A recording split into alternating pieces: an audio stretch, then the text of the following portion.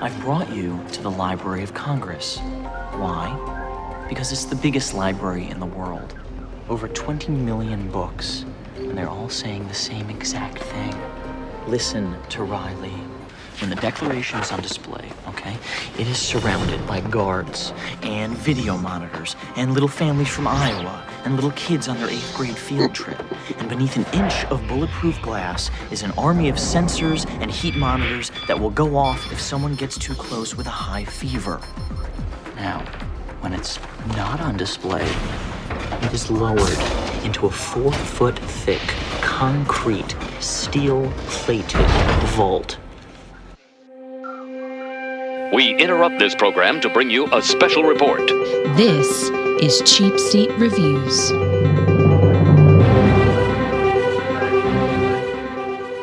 Well, Cage, yeah. He's in Geely. My cat's somewhere with my wife. Yeah, it's a sewing machine.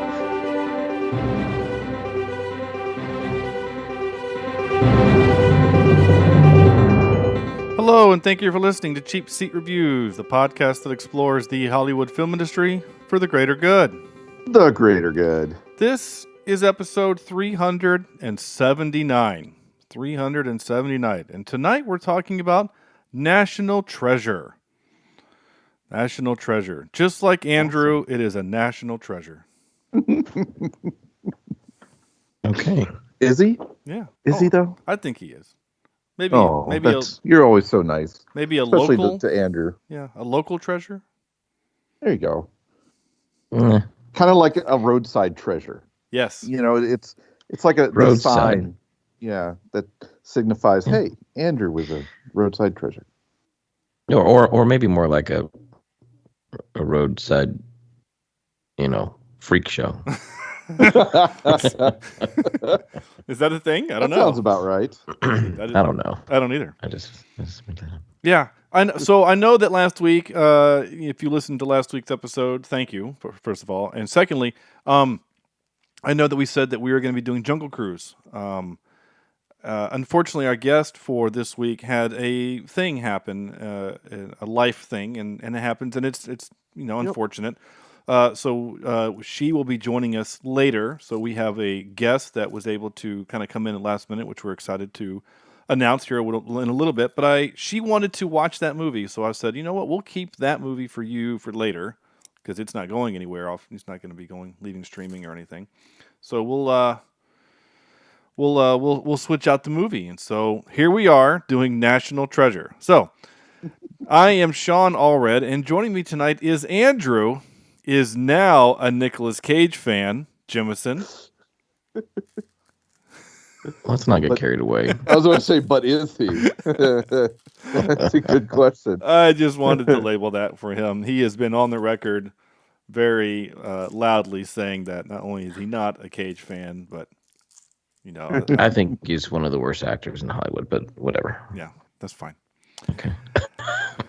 Sam. Yes. Once jumped off the side of an aircraft carrier for fun, Vector. Yeah, just make sure that you point those toes down and feet first time. So, but Sean, yeah, just so you know, if you had jumped off the aircraft carrier, I would have grabbed your leg and just pulled you down. That must have been so terrifying in the moment, right? Like you jump.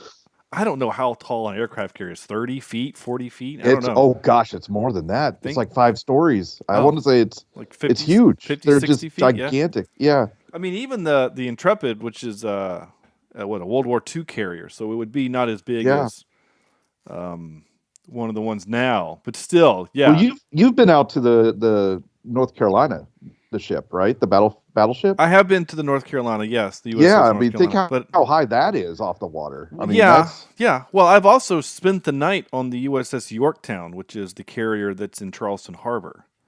On purpose? Yeah, I was with the Boy Scouts. They do a thing with the Boy Scouts, and so you go down there Friday and you spend the night, and then you're there Friday, all day Saturday, spend the night Saturday, Sunday morning, get up and leave, and yeah. Oh, so they let you leave this? Okay, good. They do. Yeah, obviously they let me leave. I actually had a very similar experience to Nicolas Cage on the aircraft carrier in Charleston. Where you were? Oh, yeah? You jumped off, or there was Yeah. a helicopter hovering right over you? Well, no, at night, my son, while he was in Cub Scouts, decided he wanted to sleep on the top bunk, and he had never slept on the top bunk before. Yeah. And I said, "Now, you're not going to fall off, are you?" And he said, "No, Dad, I'm good." And about 11:30, I hear him slipping out of the bunk atop of me. Yeah. And I just happened to be awake enough to reach out and catch him as he falls Nice. before he hits his head Wow. on the floor. And then for the rest of the night, I have to stay awake to make sure he doesn't fall out of the bed Right. again. That's almost like a Spider-Man move. That's your father's sense was tingling, and Yeah. you knew exactly what to do. The Andrew Tingle. Yes, it was. This is the Andrew The Tingle. Andrew Tingle. Yeah. Yeah, the one thing the part we haven't told you, and I promise we're going to intro our guest here so he can, because he's very patiently waiting, is that those bunks they're like 5 high, right? So I mean, They're not very. Yeah. there's like 7 inches of clearance, like between your belly and the next bunk is about 3.5 inches of clearance. So my dad, who stayed with me, he made, and Andrew, I don't know if you made this mistake. So Dad was on like the second from the bottom because it was easiest for him to get in. But of course, when they blow the horn to wake you up, he jolted up like every normal person does and smacked his head into the bottom of the. No, it was an empty bag, right? It's just an empty hammock, Yeah. but it's still. Could you turn over though? Like if someone was above you, could you turn? Yeah, You know, could. because I have to turn over at night. I can't But it's just sleep on my back. it's a hammock, so it's not easy to do. Yeah. Okay. So anyway, all right, enough of this. Also, Yeah. making his Cheapseat Reviews debut, Greydon stole his podcast so someone else wouldn't from the Binbuster Podcast. Well, I thank you for having me tonight. Yeah. We promise we won't make you jump off. So there you go. Although you have to admit that was a clever way to get out of being in custody. Yeah. I thought it was clever. Now, scuba divers underneath them would be producing bubbles. That's all I got to say. You would have seen bubbles. So, But Cage would have known exactly where to jump if there were bubbles in the ground or in the water. It's the Hudson. Like maybe the bubbles are just like dissipating in the muck of the. They're dissolving in the acid that is the water. Yeah, exactly. It just bubbles all the time. Yeah. I mean, it's just like it looks like a Coke down there. Exactly. Oh my goodness. So yeah, 2004's National Treasure. Let's talk about this. I'm excited to talk about this for a couple reasons. One, it's well established that Andrew hates Nicolas Cage, so I'm always delighted when I get to force him to watch one. I think our last Nicolas Cage movie was Next, right? I think that's true. Or was it Con Air? Unfortunately, yeah. Or we did Con Air also. I can't remember. We've done Con Air. Yeah, that's. I just base it off of the Nick Cage hairstyle. So we watched long-haired, stringy-haired Cage. Mullet Cage, right? Mullet Cage, yeah. It's not really a mullet in. Hillbilly Cage? Hillbilly, yeah, more of a hillbilly. Yeah, Con Air is There you Hillbilly Cage. That accent is dreadful. As 3 dudes from the South, we can say that accent is dreadful. It doesn't work. No. There's about 5 people in Hollywood that can do Southern, and one of them's Matthew McConaughey, and I don't know the rest, but yeah. And that's because he is Southern. Yeah. Oh, Michael Caine can actually do Southern really well. Michael Caine. Michael Caine. Because it's close to Cockney. Yeah, well, it's because he's British. He's British. Yeah. He The can do British know how to do the accents. They really do. They do. It's quite amazing. You should hear on the opposite way, Tom Holland. He can do a great British accent. Yeah. There's a really funny. I bet he can. There's a really funny thing where like he's doing like an interview, but the interviewer is like in on this like prank, and so he's like, "So why are you pretending to be British?" And he's like, "I'm not. I am British." And he goes, "No, I've seen your movies. You're American. So why are you speaking with a British accent?" He's like, "No, I live in London. Like I'm British." And he goes, "But you talk with an American accent." He says, "I'm an actor. Spider-Man is American. He's from Queens. I'm from London." And he was getting so frustrated. And of course, the camera cuts to the guys, in the earpiece. They're of the talking guy. in the ear. Yeah, they're just losing it. It's pretty funny. It's like Hugh Laurie. Yeah. Yep, exactly. Mm-hmm. Yeah, exactly. Or, name any other great actor that can do that, like Nicole Kidman or Hugh Jackman or... Hugh Jackman. Mm-hmm. You know who can't do it, though? Nicolas Cage. No, he has one accent. It's this one, and thank you for bringing it back. And he struggles with that one. This is going to be a good time. National Treasure, 2004's National Treasure. Please, Andrew, tell our fine listener, what is this movie? A historian races to find the legendary Templar treasure before a team of mercenaries. Okay. That's not it. a well-written sentence, and it's not really the entire plot of the movie. But But thank at the you, same IMDb, time, it's once not again. that bad. Yeah, that's It's- not too bad. It's pretty... I mean, it's that's the let's basic just gist of it. Yeah. Let's just say it fits the pomp and circumstance of the movie. okay. All right. So, I can already tell where Andrew's going to land on this one. So, I can. Is it safe to assume that we all four of us have seen this before? I would think so. Oh yeah. Okay. I saw this in the theater. Anybody else? Yep. I think I did too. Yep. I saw this in a theater that's now been torn down. Oh. So it's been that long. Was it the Boone one? No, it was in Hickory. Hickory. Towards my old house. Okay. So, yep. Oh, well, that's sad. So, yeah, 2004's National Treasure starring Nicolas Cage and Diane Kruger, which the only other thing I know her in is Inglourious Bastards. I don't know much else that she's done. She was in a movie called Copying Beethoven. It's actually a really good movie about the life of Beethoven, and she plays his copyist. So she rewrites all of his music, and it's a very good movie. Oh, interesting. Oh, that does sound cool. Yeah, I'm looking at her filmography. It's just not stuff I've heard of. After she does this, she does something called Days of Darkness and The Hunting Party. And She started to focus on her Pennsylvania Dutch Amish country farm. Is that what it is? She was on the host. Well, she is German, and so a lot of her films are foreign films, I believe. Well, that's good to know because I didn't take notes, but one of my mental notes was it sounded like her accent was wavering throughout the movie. Yeah, she's born. So maybe in not as much. Yeah, she was born in Lower Saxony, West Germany. Okay. Apparently, she's in that new 355 movie, the girl spy movie, the all-girl spy movie. Interesting. Which I kind of want to see, but I'm also kind of weary of, mainly because Jessica Chastain is in it, and we all saw Ava, and that movie was terrible. Uh-huh. Yep. Greydon, did you see Ava? I have. Yeah, it's a bad movie, right? Or are we off base? Are we on the same page? Yes, we are. Okay. We are. Yeah, it's a bad movie. She's in a bunch of others. She's got like 4 movies coming out. She's in pre-production for something called Butterfly in the Typewriter. I mean, that sounds neat, I guess. So anyway, good for Diane. But she's in this movie and looking very attractive and whatnot. But you also have Sean Bean, who doesn't die in this movie. What a shocker. It is. I was actually surprised. So I said to my son, I said, hey, we're going to watch this movie called National Treasure. This is a movie that I would actually like to watch with you at some point.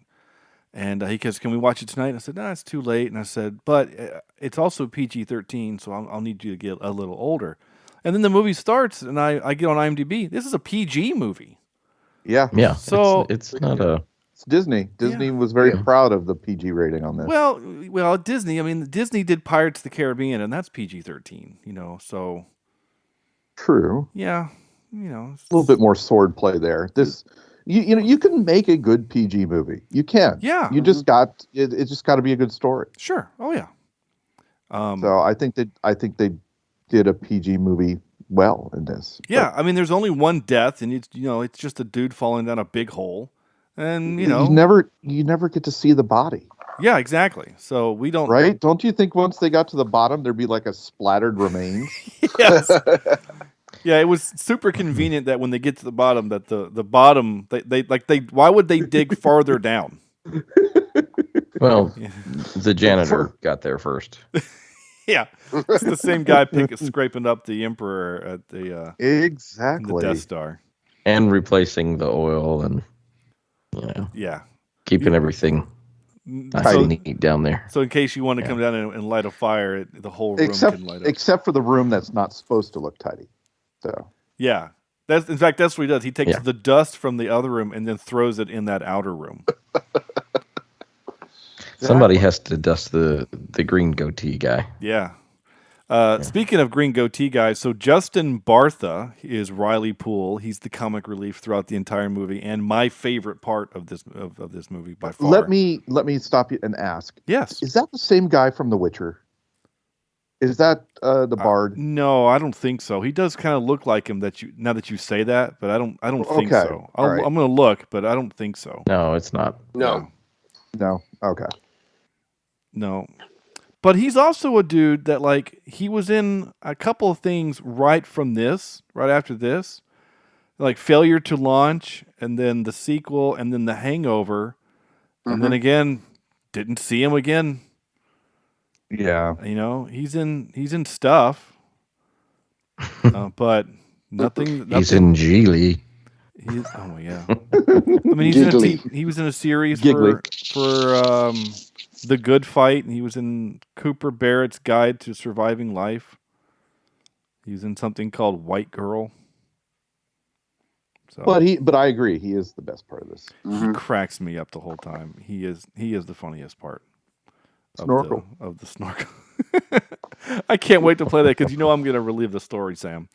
Oh yeah, absolutely. Harvey Keitel is also in this. Christopher Plummer. So big names. So my wife has this really cool superpower, and she can hear someone speak for about 5 seconds and then tell you, oh, that guy is such and such from another movie. She can't always pick up a face, but she can hear a voice and just boom.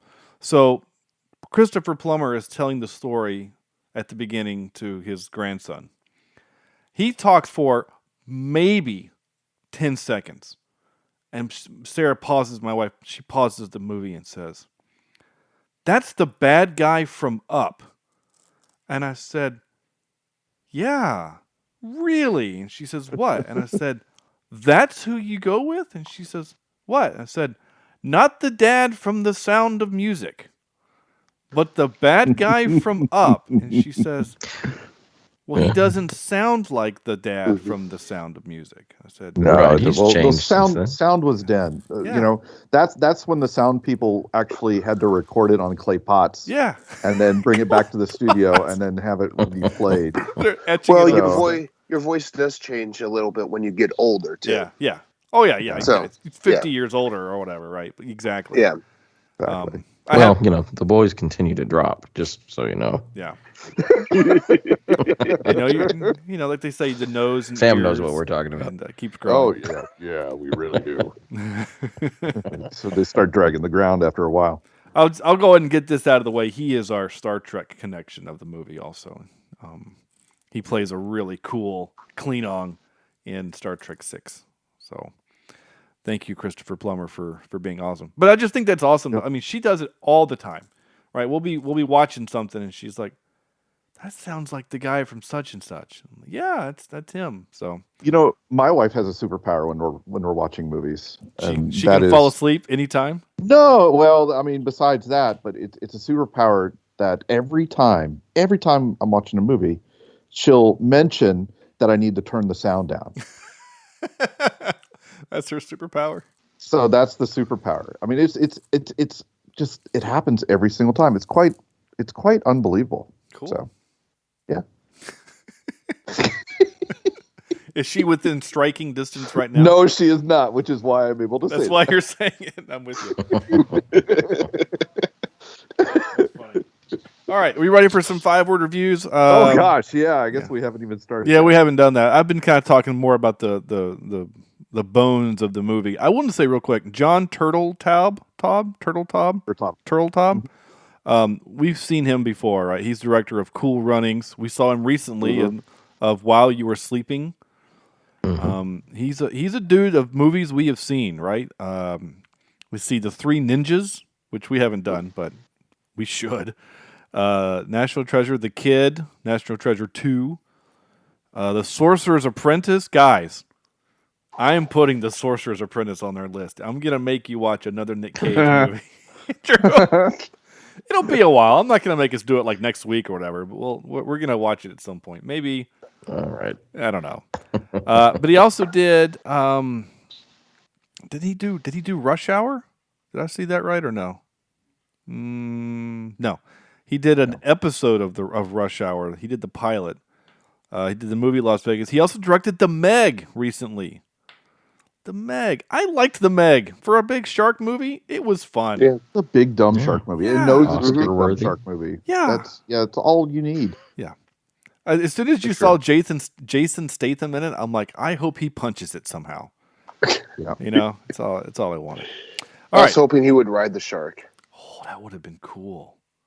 Right. Yeah. Like in not Samuel Jackson, LL Cool J, where he's the black guy that actually survives the entire movie. Into the Deep Blue Sea or Into the Blue Deep Blue Sea, maybe. Deep Blue Sea, yeah, Deep Blue Sea. Sam There you Jackson, go. which is one where he gets at like in the first 5 minutes? Is that Deep Blue Sea? What's that one? I don't remember. Yeah. Remember, they all kind of run together. They took the Scream approach with that basically. Yeah, Jackson, he wasn't like Sam Jackson yet. No, he was just, you know what I'm saying? Like he was the guy who also died in Jurassic Park. Like he wasn't, Yeah. you know what I'm saying? Like he wasn't what He was Sean Bean before Sean Bean. a little bit, yeah. That's true. Yeah. That's right. interesting. I never thought about that. Speaking of Sean, That's why he had to become Samuel L. Jackson, because Sean Bean was there to take his place. yeah, that's fair. That's fair. All right, so Sam, why don't you hit us with your 5-word review? Okay. All right. I've got 2 here, and they're both surprisingly positive. I've got a Great Little American Adventure, which was a lot of fun. Yeah. And my kind of review is perfect heist / treasure hunt mix up. Okay. And I thought they did real well. You know, I'm a sucker for good American myths like that. You know, I love Da Vinci Code. I love some of the other stuff, the Hidden Symbol and things that he does with some of these Masonic traditions and things like that. And so I have a lot of fun reading about that sort of stuff. So this was kind of what I thought was a reflection on even the Da Vinci Code style when it came out. And I think they were kind of taking advantage of that. I'm not a big fan of Nick Cage. I'm not like Andrew where I hate everything he does, but I think he does decent in this movie. Does he overact? Holy crap, yes.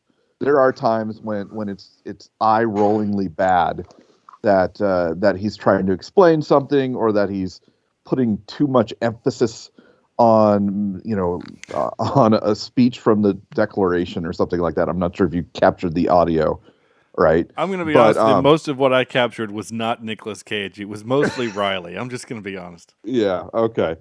But aside from that, it was a fun adventure story. I loved the heist. I loved how it worked. I loved how they had 2 heists going on at the same time. That was kind of a nice twist on that. Riley made this movie. He was hilarious, and I was worried for a split second when I first saw that he really was going to get shot after he said okay, after he said the next person that talks, get shot, right? So I have fun with this. This is an Indiana Jones without being set in World War II. And of course, Nick Cage is no way an Indiana Jones, but just the spirit and the style of the storytelling reminded me a lot of something you might see in Indiana Jones. So I didn't realize it was PG. And when I was watching it, you're right. I'll probably show this to my kids. I think they'd enjoy it. Yeah. I think they'd have a lot of fun. And it's American, for God's sake, right? Mm-hmm. Certainly, I'm sure, there's things on the back of the Declaration of Independence, but I'm sure there's not hidden ink. pointing to a treasure in New York City or wherever it ended up being. But I wish it could have continued to be told this well in the second movie. But we're not going to review that one as of now. But probably ever. I like it. I enjoy it. I think it's fun. Cool. All right. Right on. Greydon, if you have one, this is your opportunity. My 5 words would be Cage meets Indy in America. Okay. Because it's like he was saying, it was pretty much an American version, not set in World War II, of an indie film. Just done by Disney standards without the quality acting of Harrison Ford. The old quality acting of Harrison Ford. Yes. Let's preface that. No, not the Nick Cage version of Harrison Ford. Let's put it that way. Cool. All right. Cool. Andrew. Yeah, I got one. Okay. You sound kind of upset about that. All right. No, I got 3. Movie. Nick Cage. Ugh.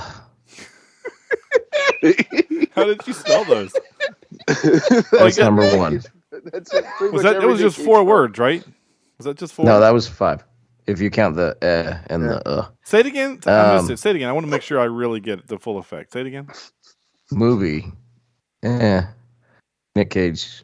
Nick Cage is 2 words. That's where I got it. Okay. Yeah, there you go. Okay.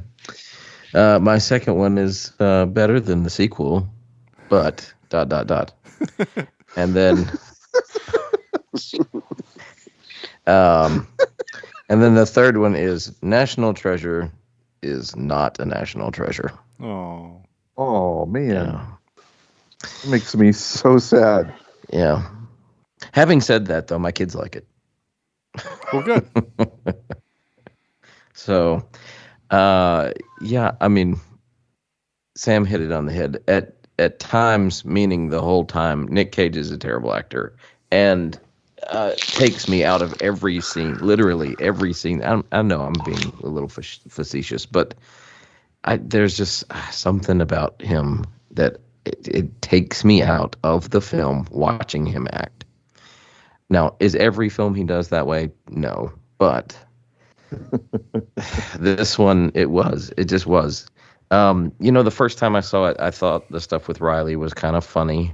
Some of the stuff was still made me laugh a little bit, I guess, but more so this time watching it, I just felt it was kind of, I don't know, that it was more forced comedy, if that makes sense. Like, I don't know. It didn't was feel it a little like Ryan Reynolds in Red Notice? Kind of. Maybe I'm just getting old and crotchety. Yeah, I think that's that's probably it. But if you're really honest and you're not trying to suspend disbelief,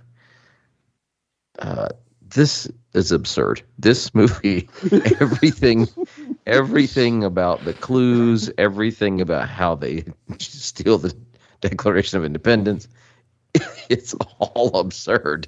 Like, there is no way that you could ever get away with doing any of this without going to jail forever.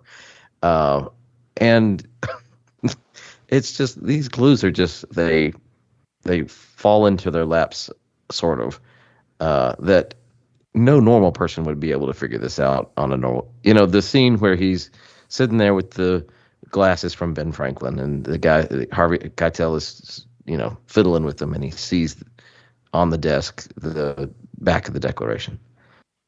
Like, that just, even if there were, somebody would miss that. I mean, it's just, I don't know. This whole thing. Funny, Duddy, I tell you. Is it, if you turn your brain off, is it an okay movie to watch? I suppose. But I've seen better treasure hunt, heist type movies. This one just, for me, at least at this watching, falls flat. All right, that's all right. Hey, that's fine. No, that's okay. Just so you know, by the way, this movie was nominated for 9 awards and won one. And no, Razzie? none of them were Razzies. Wow. It won BMI Film and TV Awards Best Music for Trevor Rabin. Oh, okay. I was going to say it has to be for music. In 2005. Because the soundtrack is good. This is a good tune. It's very Trevor Rabin. He's worked with Bruckheimer before. It kind of sounds like a lot of the other ones. You know, it kind of sounds like your Bad Boys 2 or your The Rock or stuff like that. A little bit like Armageddon, but it's good stuff. It's fine. There's nothing wrong with it. The other one that I like is the where is it? World Stunt Awards nominee, best overall stunt by a stunt woman, and the stunt was a woman hangs from the open door of a catering truck as it races through the streets. She successfully jumps from hanging onto the swinging door to a van trying to rescue her. Okay. I like how they went into great detail about the stunt. I've never seen that before, so I've seen people hanging on doors. Sure. So I did make a joke in my notes about that. So you have a catering truck being chased by a work van. Those are the 2 slowest vehicles ever. Like it couldn't have been more slow unless it was like a school bus chasing another school bus, right? So I thought they had to find a way to pump up the energy on the chase, and that's why they had her hanging on the door, and they had it going through construction and bouncing all over the place and stuff like that. So I thought that scene was Speed 3. Yeah. Yeah, there you go. Exactly. But I mean, like, it was as far as car chases go, right? Because this movie has 2 chases. It has a foot chase and the car chase. And the foot chase had every trope you can think of. Crashing into people. They went through not really a restaurant, but they went through a food vendor place, so I think that still counts. I mean, it had all those great tropes. And then the car chase scene, like I enjoyed it because it was different.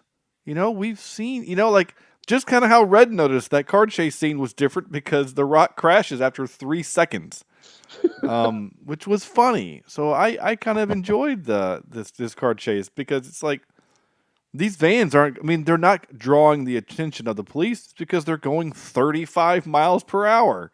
I mean, even if she fell off, and the regulators have kicked in, and now they cannot go any faster. Yeah, exactly. So it's funny. Anyway, my 5-word review was heist plus treasure plus cage.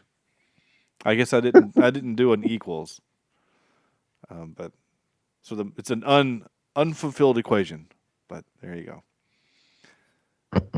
I can solve it for you. Yeah, I know you can. I was waiting for you to. Oh my goodness. Divide by 0? Yeah. So, yeah, I don't know.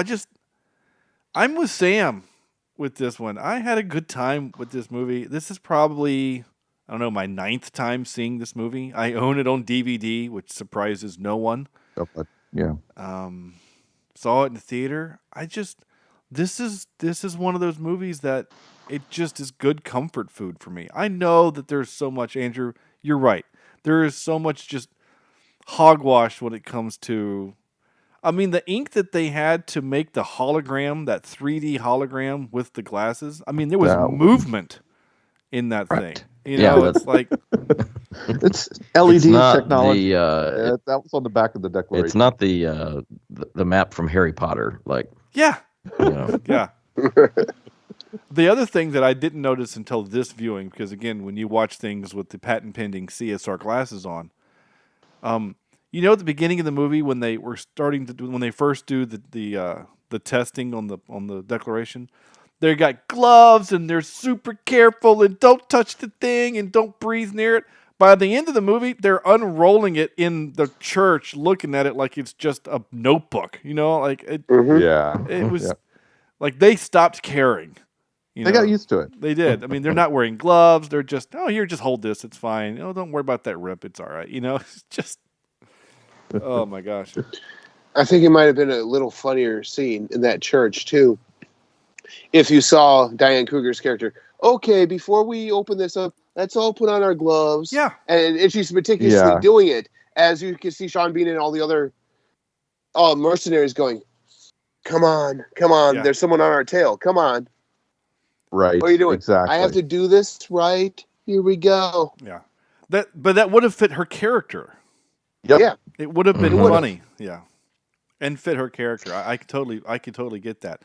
Speaking of her character, I have to say this, Andrew. This is the only part of the movie that I find the most unbelievable. That's the word. She falls in line with them really quickly. Yeah. She goes Well, from and they try to. She does. Yeah, they try to play it off as that she's really interested now because she sees that the clues are all what he thinks is actually there. So but yeah, you're right. If this were a real government official, even if they found that clue, they would say, "All right, well, now the government's going to take this over, and we're going to do it." Yeah. We're gonna examine this at our labs or whatever. Yeah. She falls in real fast. And for some reason I hadn't really ever noticed it before. But I mean, like, she tries to run away, and then they have the moment in the park, and all I could think of is like any normal woman would just be screaming her head off for help because there are two men preventing her from leaving. Like, there's like her Stockholm syndrome kicks in fast. and I don't know what's going on. Well, She has a low tolerance. Yeah. I always thought when I first saw it in theaters, I'm like going, she works for the government. Is she playing them? Oh, like, is she playing along just so that the way the government can come in and be like, oh, we got this from right here? Yeah, what a That fun would have angle actually it would made have for been. a better story. Yeah. Yeah, the angle that the government has been searching for this treasure as well. Have three teams. Yeah. Ooh, yeah. That would have been interesting. That would have been interesting. Because you could tie it back into the clues that that was in their book. That would have made for a better movie. Yeah. Yep. Yeah. Yeah. It would have been interesting. Yeah, I like that twist. Yeah, the Harvey, not Harvey Keitel, but like there's another team out there of government officials whose sole job it is to do these types of things. And so when she, is kind of realizes what's going on, she texts them like, "Hey, here's where we are. Come get us." I like that idea. Yeah, I don't know. It Another kind of annoyed insight. me that she was. It would have made sense too if she contacted them when they were in the deli, when they were hiding out. Yeah. They get shot up. Yeah. Yeah. Yeah. Well, I mean, again, like even when she's at like his dad's, she says, "Excuse me, I need to use the bathroom," and then she calls the FBI or whatever. Like I said, when she gets to the doorstep and they make the joke about, "Is she pregnant?" and he goes, "Yeah," and she leans over and goes, "Do I look pregnant?" and Riley just kind of shakes his head. Like at that point, she's in. She's part of the team. Yeah. She's Thelma in the Scooby-Doo team, right? Like she's all in. She's going to jail. Yeah, she's going to jail. Like Andrew She's mentioned. lost her job. Yeah, Oh, for sure. Yeah. Yeah, I'm not sure how Cage can negotiate that with the FBI that the Smithsonian or the National Archives are going to be like, well, you did find the greatest treasure in the history, but you still aided the stealing of the Declaration of Independence. Yeah. So, anyway, last couple of notes I did have was cool shot in front of the Jefferson Memorial. I did like how it's framed them up. That was a neat shot. I also laughed at, of course, that her password to the door is like history based. Yeah. It's just we have to really hammer in the fact that she's a history nerd. Do you think that the HR sends them all emails about passwords, their tech support? Yeah. Please don't make your passwords 1, 2, 3, 4. Yeah. The word password or anything dealing with history. Yeah. Yes, they should. I mean, it's the National Archives, right? If you're gonna have a keypad just or pick any other history ever, but Right. Yeah. Valley Forge. Washington should not be your Yes. Yeah. your password. Yeah. Mhm. It might as well just be password. Yeah. Um, So can we all agree that anytime we see Sean Bean in a movie and he's on the good side, he's going to flip. He's Oh, the bad guy. He did that in the moment he's Bond on too. screen. Mhm. I don't think. Yeah. I don't think I've ever seen him in a film where he's not the bad guy. But then again, I haven't seen that many Sean Bean films. well, Lord of the Rings. Yeah, that's my one Yeah. place. Is Well, like he yeah. makes a bad decision, but ultimately redeems himself. Yeah. So, and we get to talk about that next week. But for the most part, you're right, Andrew. I think right because you got this movie. You said the Bond, GoldenEye. He does this thing. And by I can't think of any other one else. There are other ones. I know it. There's got to be, right? I mean, he's a good guy through Game of Thrones. Yeah. Yeah, that's true. Mhm. Oh, he shares a birthday sorry. with Cornelius. That's cool. I sorry to sidetrack us again. No, you're fine. By all But- means. One more thing Yeah. that's completely absurd. When they find the Charlotte or find Charlotte, it just so happens that under an inch of snow is the word Charlotte. And then we just pour some Aquafina over it, and that's fine. In the frozen Arctic, your water is going to clean off all that snow. Anyway, then we blow up this ship, and they survive by going in a back door, like in a cubby of the no, they are dead, or at least full of splinters. They survive in the air pocket. Yeah. They found a lead-lined refrigerator Yeah. and climbed in, and it kicked them a couple miles away, but they survived. Is that Yeah. your nuking the fridge moment? Was the Charlotte exploding, Andrew? I mean, is that the moment you signed that's it. off? Yep, that's it. That's funny. Oh man, it's like because again, watching it this time, I thought that too. It's like, well, he's looking for the hole to get out so he can run down the. I mean, I guess if there's not gunpowder down there, then there would be nothing to explode that wood down there. But it does feel like it would Hurt. like the concussion. Yeah. I mean, we've all seen The Hurt Locker, right? Yeah. And Yeah. where the brain gets scrambled within a certain range of that bomb. Mhm. Yeah. That they were in the range. They had to have been in Yeah. range. But they were wearing big furry coats, so they're fine. They were protected by a piece of rotten lumber. It's fine. It's fine. History protected them. Lovely. Let's see. What else did I write?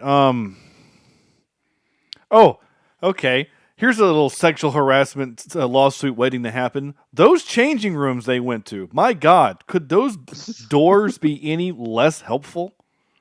Like, Right. it's just, what place It is reminds this? me of the critiques that Europeans give Americans for going into our bathrooms Yeah. and the space between the stalls where you can see in, right? They, only America has, peeping Toms, in every single bathroom. It's just what we do.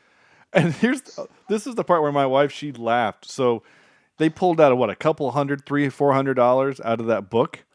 And so when they went to, it was Urban Outfitters, I think.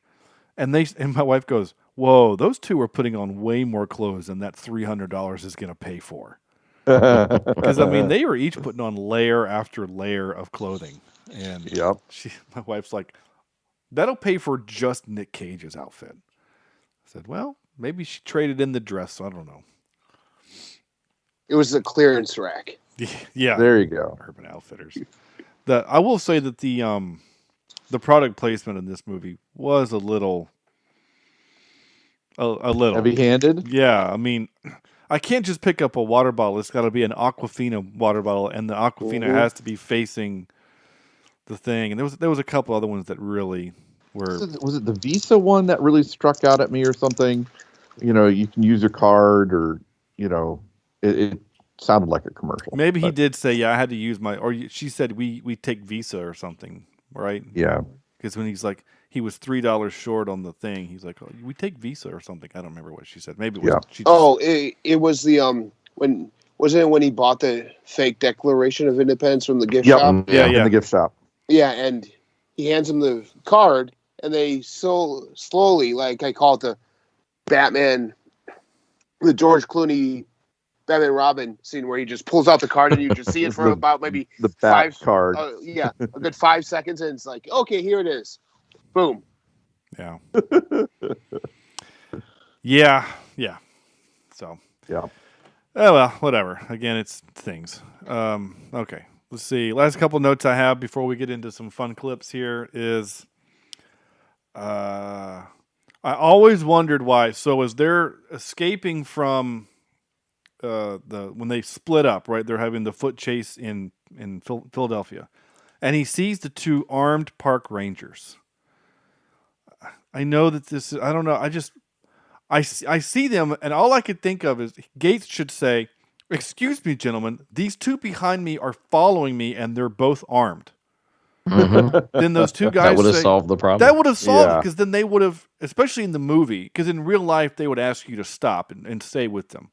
But if Nick Cage just says, they're following me, and just kind of slowly backs away, and when those two guys, they would literally, turn and face these gentlemen, it would be really simple for them to see that both guys are armed. That just eliminates them from the equation completely. So, I don't know. Either don't show those two, guys, or use them, but don't show me them and then do nothing with them. That was kind of annoying. I guess we're supposed to feel nervous for Nick Cage. I don't know, because as far as he's concerned, because he has nothing on him, unless he's afraid they'll recognize him. But but that's what I always thought. Doesn't he? Isn't during the scene? Isn't he carrying the? He's carrying an empty tube. Yeah, it's just an empty tube because he has the glasses, but she has the Declaration. But this is 2004, right? It's not like they're gonna pull out their iPhones and look at a picture of him. There's a chance that they might not. The FBI hasn't disseminated his picture to every law enforcement agency on the planet yet. But anyway, just one little thingy. Out of all the times I lived in Pennsylvania, down in Philly, and all the times I've been to that park, I've never seen a ranger like that at all. Yeah. Yeah. That's how it is in movies. They're only there when the plot needs them. But then you can have a slow speed car chase through a construction zone, and there's not a cop to be found. It's like an Elf where Santa sees the Central Park Rangers. They've never forgiven me for putting them on the naughty list all those years ago. Yeah. I'm pretty sure that the lady at the steak counter or whatever is the lady from Bad Boys 2 who says, "You two need Jesus." You know what I'm talking about? Yeah. I think it's the same woman, which would make sense, but she cracked me up. I like her. When she's like, "I'm hiding from my ex," and she says, "That bald man there," she says, like, "Stay as long as you like." I like that.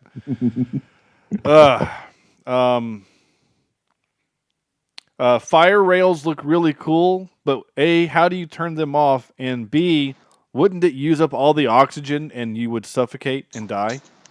Yeah. Well, the first thing they do, though, is build another shaft out the other side so you can have a back entrance. Yeah, but... Well, I mean, in any kind of mining operation, that is true. It is true, I know, but... Yeah. I would assume also that those stairs were better maintained, like no one fell to their death trying to climb out of that. Oh, yeah. Yeah. You would think masons would have, masonry in that room. So instead of just wooden steps. Yeah. Just wooden steps. Yeah. Yeah. I don't know. I mean, it was pressure treated wood, right? They had that back in 1780, right? Yeah. It was that janitor from earlier who just kept sweeping all the dust into the other room. Yeah. He maintained those steps very well. Yeah, bastard. That's it. That's all my notes, man. That's it. Anybody else have any notes? We want to talk about before I play some clips? Let's hear some clips. You ready? All right. Let's play some clips. Do it. This one is great. Albuquerque. See, I can do it too. Snorkel. Okay, so there's two reasons why I captured that. One is in the trivia, which I'll read later, which is really, really great. But also, excuse me. So rewind about 7 years.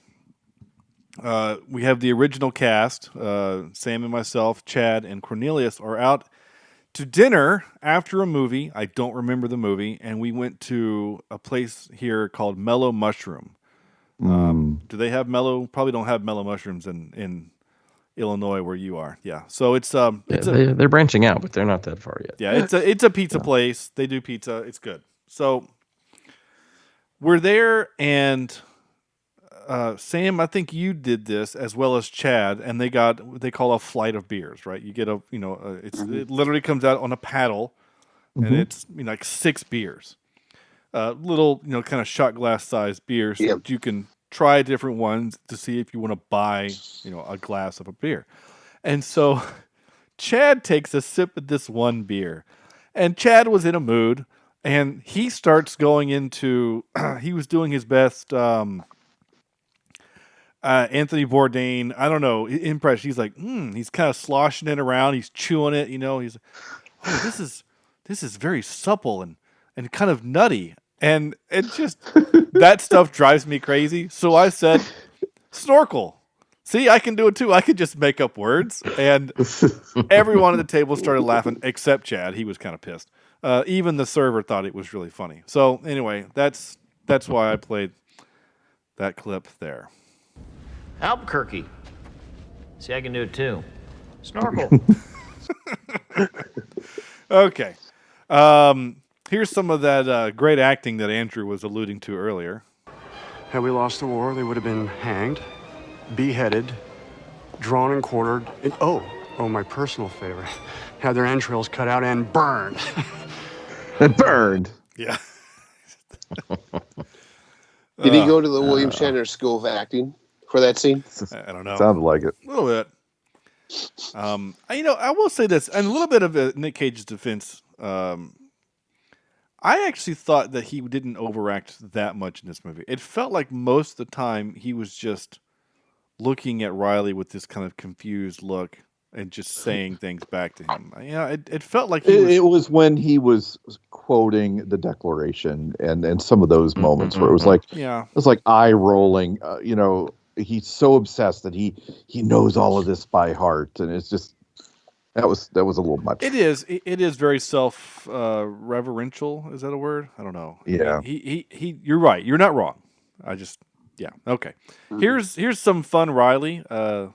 Actually, the rest of these are Riley. So here you go.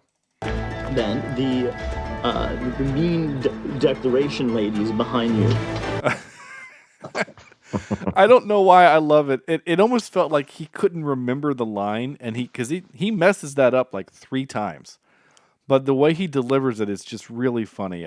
He messes up every word. I mean, then the mean Declaration ladies behind you. I mean, I don't know. Part of me thinks that okay, yeah, that's a good take. Really, I can say the line clearly. No, it's funnier this way.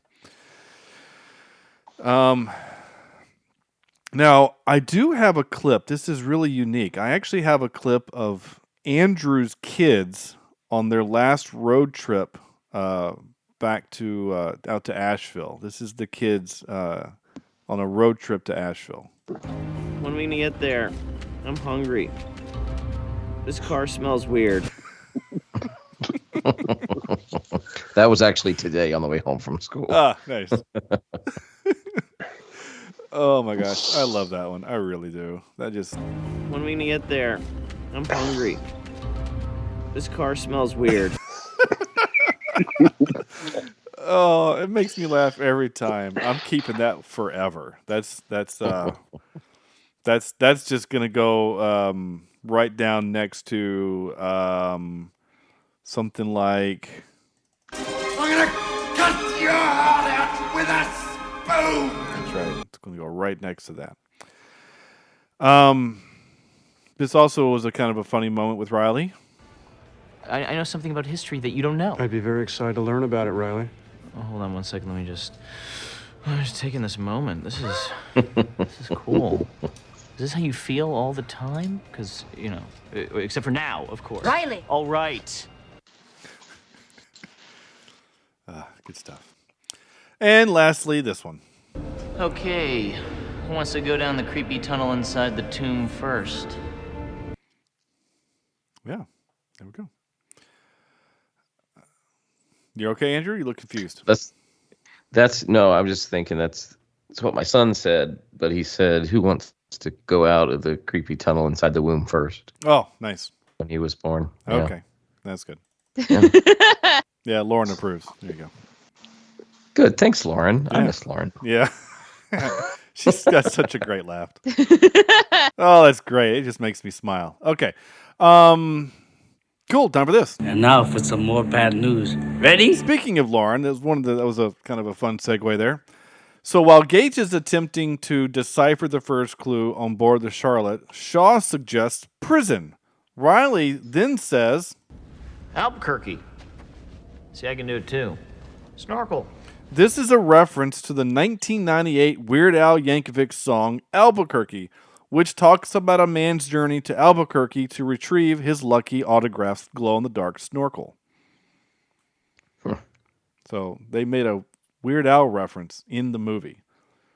And I've seen this movie a bunch of times, and I have that album memorized, and I never picked up on that. I think that's great.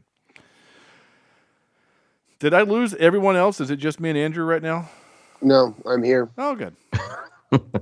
Sam may have been lost like 30 minutes ago. I haven't heard Sam in a minute, so that's fine. Yeah. If he comes back, that's great. Maybe his dog ate him or ate the controller. It wouldn't be a surprise.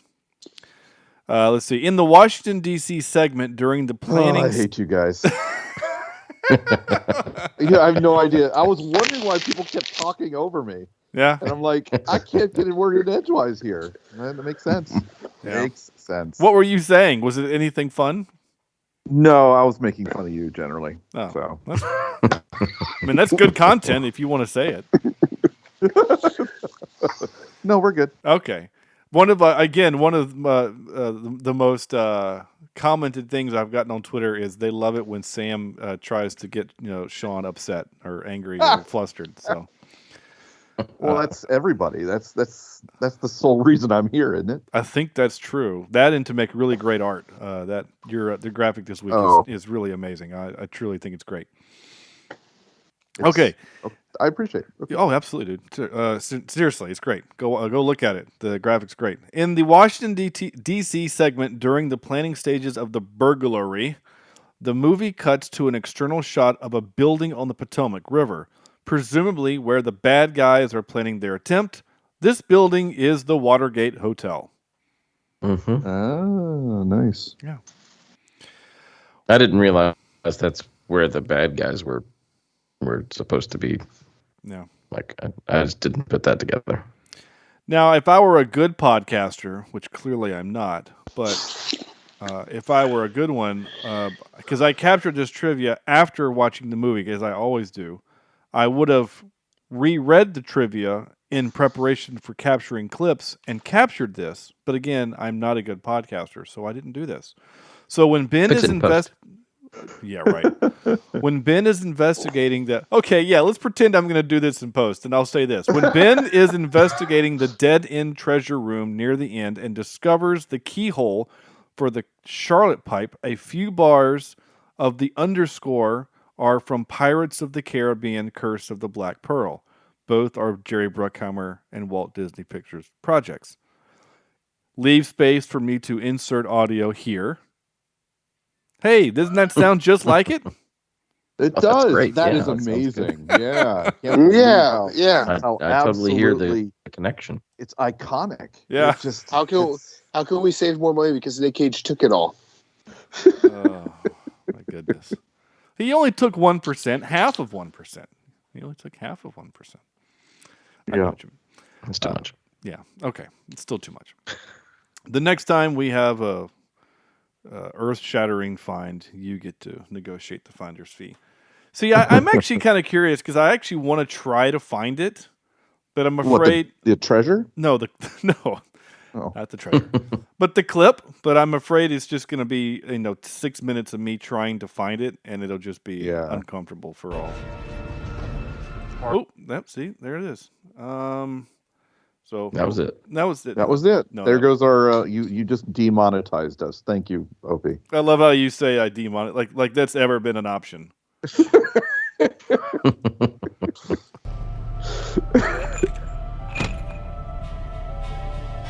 Oh, there it is!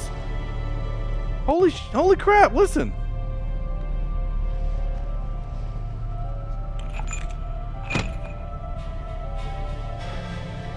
Yeah. Yeah, the windpipes or the yeah.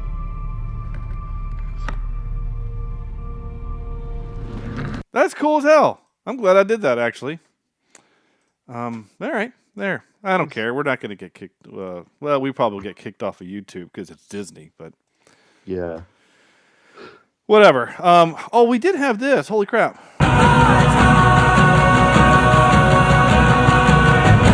We absolutely had a montage, and there's a giant cat on my screen. Good Lord. Andrew has the cat has made its appearance. Andrew has a pretty tabby cat who just walked right in front of his camera, but because of the depth of field, that cat looked like it was about 11 feet tall compared to Andrew. Well, he actually is that big in his name. There he goes. Oh, he's coming back. Wait. Is this deja vu? He went from left to right and then left to right again. He didn't swipe back across camera. Oh, there he is. Oh, this is amazing. For the podcasters, I'm sorry. Again, you guys aren't getting to experience this cat.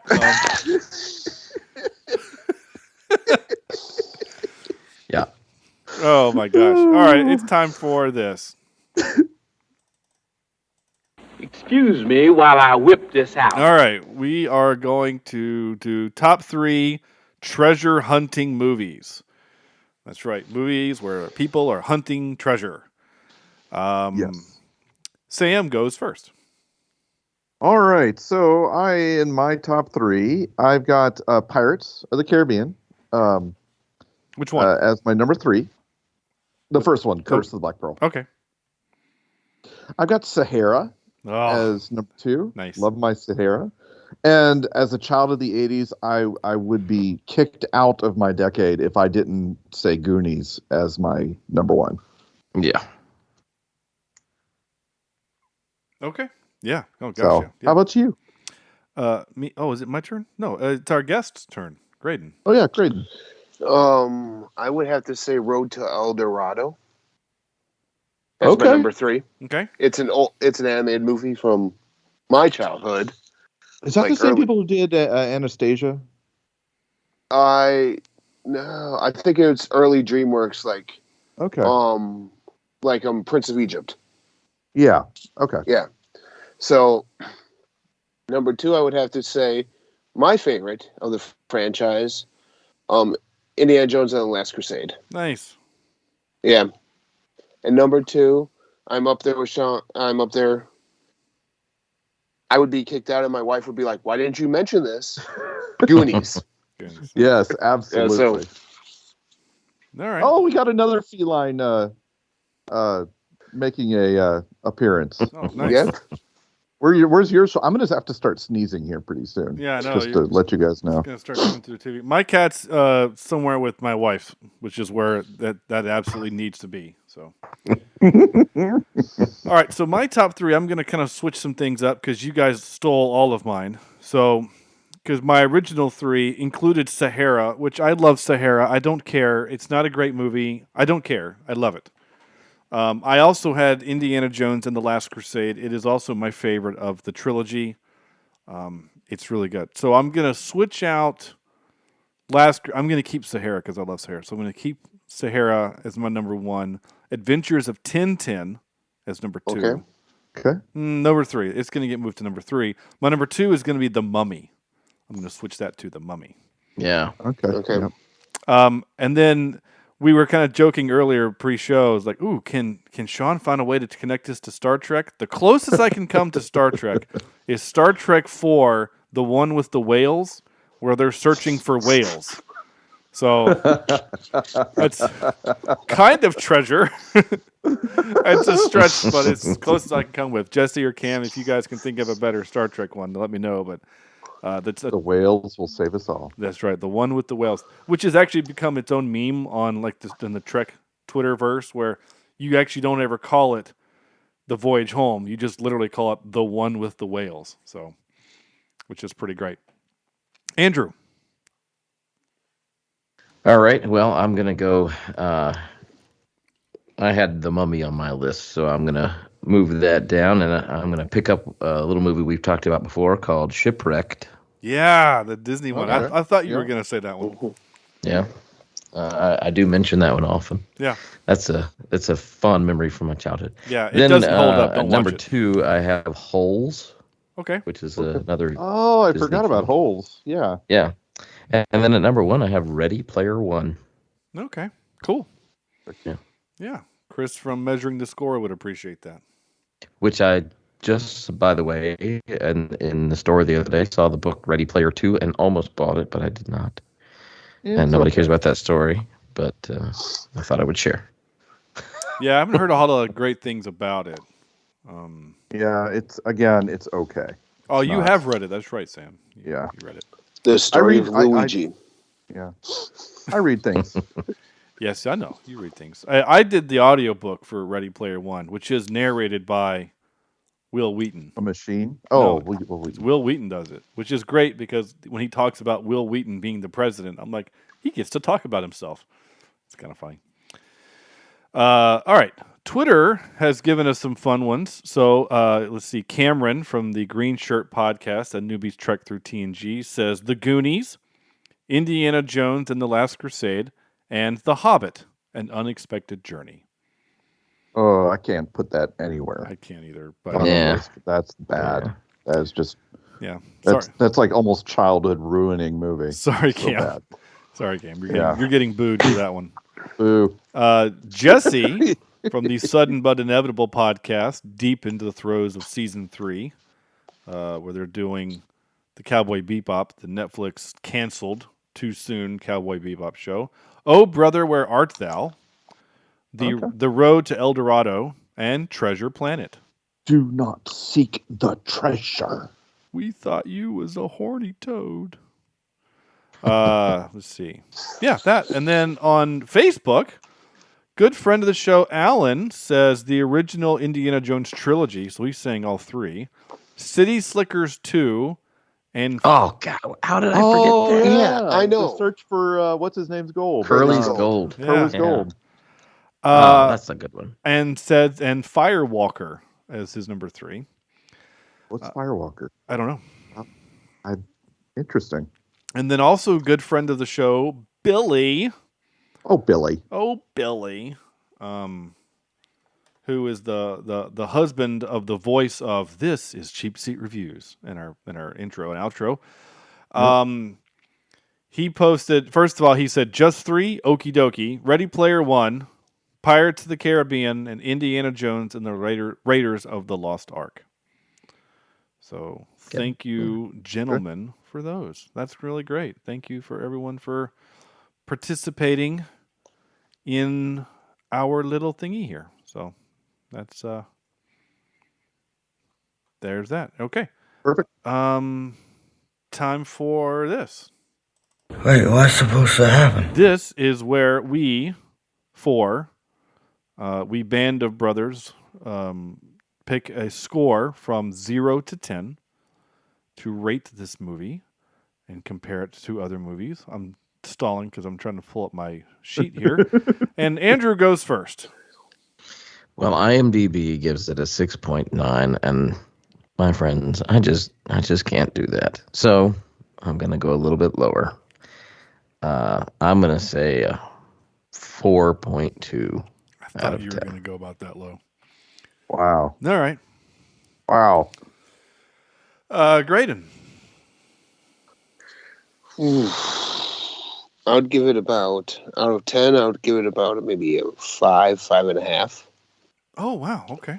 The reason why is, as you compare it to other movies like it, like Indiana Jones, you can actually see the stuff in Indiana Jones happening more so than you could here.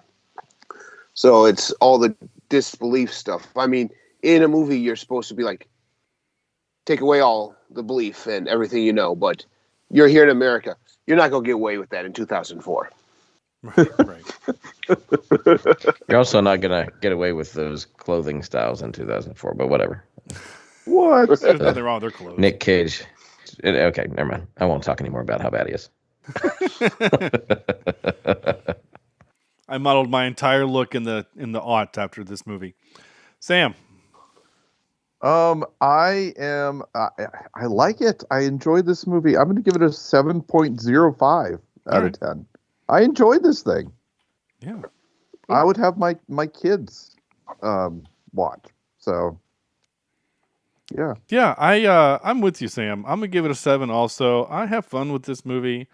Again, it's not perfect, it's not great, it's good. I mean, at 7, it's better than good, I think. It's above average film. I think the sequel lacks some stuff. The disbelief in the second one is a little too far. I mean, there is no lake on the other side of Mount Rushmore. I mean, it's just, there's some crazy stuff there. But I don't have a problem with this movie. I really don't. I think it's fine. And we get stuff like this. When are we gonna get there? I'm hungry. This car smells weird. So. Thanks. So anyway, I think this movie is fine. 7. I get a 7. That gives us an average score of 5.93. So that's right in line with While You Were Sleeping. Okay. And Ghostbusters 2. And And looking for other 5.9-ish movies. Yeah. So, the I'm last good with this. Enola Holmes was a 5.9. Okay. Yeah. I kind of like Enola Holmes better than this, but okay. I don't. I thought Enola Holmes it did a lot of other things better. Like, I think the acting was better, especially by the girl, but that movie annoyed me in so many ways, mainly with the Sherlock Holmes stuff. Yeah. To let me forgive it easily. No, Sherlock Holmes is a linebacker. Yeah. Yeah, exactly. Greydon, please tell our listeners where they can find your show, Binbusters, and all of that stuff. Because, do that now. All right. As Sean said, I'm known on YouTube as Binbuster. What I do is I go out to thrift stores, garage sales, flea markets, the dump bins in stores, and I scour them for $5 and under movies. I watch them and I review them. You can find me there. You can find me at The Binbuster on Twitter, at The Binbuster on Instagram, and The Binbuster on TikTok too. So cool. That's cool. That's a neat idea. I like that idea a lot. Mm-hmm. That's not that far away than what we do. Only we're way lazier, and we just stick to streaming movies. Yep. Yeah. But it's kind of the same thing, because there are times where the guys are like, "What are we watching tonight?" I'm like, "Well, I'm kind of scraping the bottom of Netflix tonight, so let's watch Iron Sky 2, or whatever." Sky Sharks. Ooh, that sounds fun. Sky Sharks. I like it. Okay, that's it. That's the show. That's not the show. I have one other thing. I apologize. Hold on. I have the quote game I must play. For the quote game, I will play this sound here. Stop eating my sesame cake! All right. The quote game. Last week, our quote was, "You're gonna need a bigger boat," which I think we all pretty well established was Anaconda. I was going to say Speed 2. I think it's Speed 2. Oh, okay. Yeah, I think it's Speed 2. This one... Yeah. Yeah. Thank you, Greydon, for picking up what I'm putting down. Because there was a moment where you're like, wait, he's not being serious right now, is he? This is a game. This is a game where simply I give you a quote from a movie from the giant poster that my parents gave me a year ago for Christmas. And if you, the listener, know what the movie quote is, you send me a text or a tweet or a Facebook message or an email and say, this is the name, this is the movie that quote is from. And I will mail you a sticker for free. Whether you like it or not. Well, yeah. So we've been doing this for 49 weeks, and I've not mailed one sticker yet. So there's that. Oh, but I've had several people message me, but they're people that already have stickers. So, like listener Andrew or Maxton I said Andrew, Alan. They're like, we already have stickers. You already mailed us some, but this is the quote, just so that you know that people are listening. So thank you guys for doing that. This week's it is Goblin King, wherever you may be, come take this child of mine far away from me. So. I actually don't know that one. Really? I do. Yeah, I do. Don't. Yeah. Oh. As a child of the 80s, I remember. Yeah, I think it's before my time. It is a little before your time, but yeah, you've also seen Star Wars, which was before your time, so there is that. True. I'll give you one hint. There is a famous singer in this movie. Oh, okay. Yeah, it's a sewing machine. Yeah. A famous singer. Okay. Wow, Sam. Deep dive. And another. Wow. Hold on. That was a good joke. Okay. It was a good joke. That was a good joke. Wow. I needed. And it was timing was good on that. Too. Yeah. That was good. I'm on fire. I don't know if that's going to go in the intro or not, but maybe. Yeah. It's a sewing machine. You have to know that Singer is a brand of sewing machines to get that joke. I mean, that's a good joke, Sam. You're on it tonight, man. That's great. All right. What are we doing next week? Right, that's it. That's where we're. Oh, it's our big February start, right? February. We are doing Lord of the Rings. Yep. We are going to take the entire month, every single hour in the month of February, and watch the extended versions of all Lord of the Rings movies. So I think I don't think I've ever told you guys this, but I've never seen the theatrical cut. I've only seen the extended version of these movies. There's no benefit to watching the theatrical cut other than it's shorter. Yeah. Well, that's the benefit that I'm looking forward to, though. Yeah, that's fair. If you've seen the extended version and then you watch the theatrical, you just go, oh, okay, they cut that part. That's fine. So, yeah. So, but I think I saw that the extended cut is available on HBO, wherever we're watching these, whatever streaming platform has these, I think has both versions. So watch whichever version you're going to want to watch. I don't think it'll matter to the discussion, but we've got 4 awesome guests lined up. We're doing Fellowship, Two Towers, Return of the King, and then the 4th week will be a deep dive into Howard Shore and the music of Lord of the Rings. I'm very excited for that. I can't wait to talk to you all about this. Very exciting. Greydon, thank you so much for coming on the show. Again, thank you for kind of being our last-minute fill-in. Really appreciate it. Absolutely. You're welcome. So, with that all having been said, go to cheapseatreviews.libsyn.com. That's our website. There you can find links to all of our social media, like Twitter, Facebook, our YouTube. We have stuff on YouTube. Go look at it there. And email is cheapseatreviews@gmail.com. That's going to do it. So on behalf of Greydon, Andrew, Sam, and Sean, or this is Sean saying thank you all so much for listening. Who am I? I'm Sam, right? You're Sean. This is Sean saying thank you so much for listening, and we'll see you next week.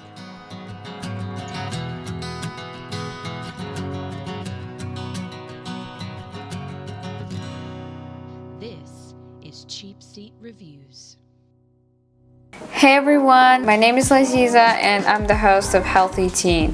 Healthy Teen is a podcast that helps teenagers go through this difficult phase in their lives with happiness, health, peace, and the peace of understanding of what this world is all about. So join me each week as I dive into mental and physical health of teenagers. Also, I talk about finding our own path in this world and making an impact and trying to make this world a better place. You can find me on Twitter, Doglaziza6, and you can find my show on Apple Podcasts, Spotify, Wisdom, Good Pods, and so on. I guess I'll see you there. Bye!